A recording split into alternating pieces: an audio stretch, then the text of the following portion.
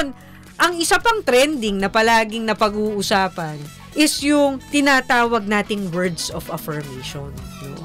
Ikaw ba, ginagawa mo din yun? Not really, Coach. Okay. Mas focus talaga ako na minamanifest ko yung isang bagay. And at the same time, sinasamahan ko ng hard work.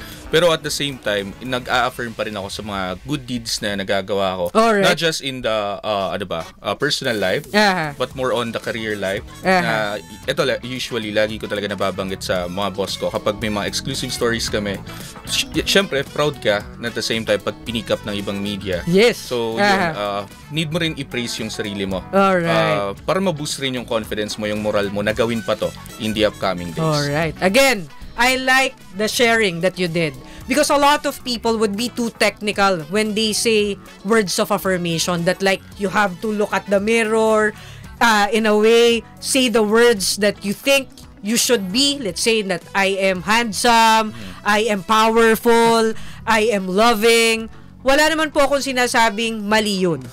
Pero makikita natin dahil nasa practical power tayo, yung kay Sus, practical application. Katulad niyan, pag alam niyang may nagagawa siyang tama sa trabaho, hindi niya pinagkakait sa sarili niyang bigyan ng kanyang sarili ng pat on the back. Good job. Ang galing ko dun. Minsan ba sinasabi mo sa sarili mo yan, Sus? Actually, Coach, nasasabi ko talaga yan. Pero at the same time kasi, alam mo yung, parang another push sa confidence mo.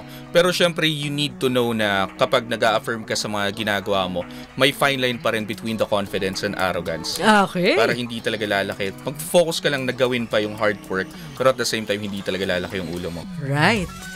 Again, I am so inspired and I think the best word is impressed with you, Sus.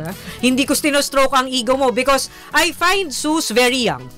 But in the short time that I've known him, sa mga interactions namin dito, mava-vibe mo sa kanya, iba yung kanyang drive, iba yung kanyang pursuit for self-excellence and improvement, no? Yun ang vibe ko kaagad sa'yo. Thank you, Coach. At ngayong nakakausap kita, napapatunayan ko yan. Kasi practicalers, kaabante, ang dapat po nating matandaan sa sinabi ni Sus kanina, unang-una sinabi niya, minamanifest niya, nandun yung hard work. Kanina, hindi ko lang na-emphasize yun, pero nasabi mo yun kanina. Pero, bukod dun, ngayon, ang sinasabi ni Sus, yun nga ang sinasabing, may fine line between confidence and arrogance. Believing in your capabilities and being too proud to a fault already. So, yun po yung iiwasan natin. Hindi po porke tumitingin kayo sa salamin at sinasabi nyong magaling ako, matalino ako, gwapo ako, dahil yun ang sinasatawag nating words of affirmation. Tama po naman yan na magkaroon tayo ng self-love. Pero, lagyan din po natin ng sipag, gawa, at humility.